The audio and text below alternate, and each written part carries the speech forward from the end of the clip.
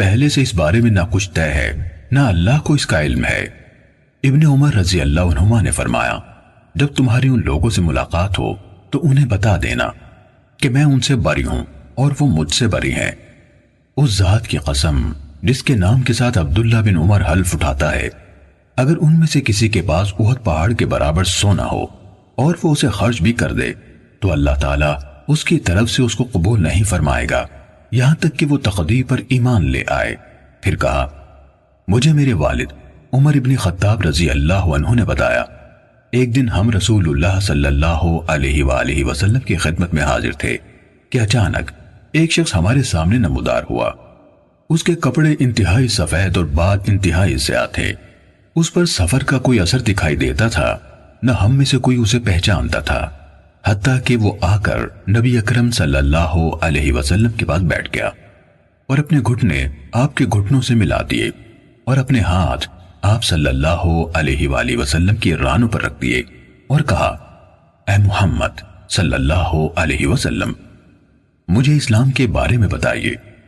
رسول اللہ صلی اللہ علیہ وسلم نے فرمایا، اسلام یہ ہے کہ تم اس بات کی گواہی دو کہ اللہ تعالیٰ کے سوا کوئی عبادت کے لائق نہیں اور محمد صلی اللہ علیہ وسلم اس کے رسول ہیں۔ نماز کا اہتمام کرو، زکوٰۃ ادا کرو، رمضان کے روزے رکھو، اور اگر اللہ کے گھر تک راستہ طے کرنے کی استطاعت ہو تو اس کا حج کرو۔ اس نے کہا، آپ نے سچ فرمایا۔ حضرت عمر رضی اللہ عنہ نے کہا، ہمیں اس پر تعجب ہوا کہ آپ سے پوچھتا ہے اور خود ہی آپ کی تصدیق کرتا ہے۔ اس نے کہا، مجھے ایمان کے بارے میں بتائیے۔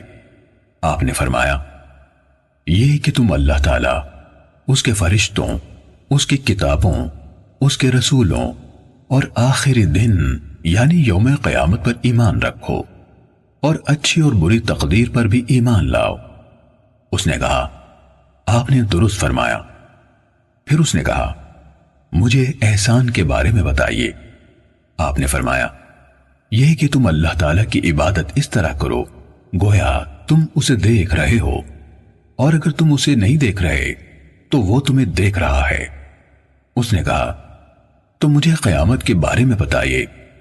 آپ نے فرمایا، جس سے اس قیامت کے بارے میں سوال کیا جا رہا ہے وہ پوچھنے والے سے زیادہ نہیں جانتا۔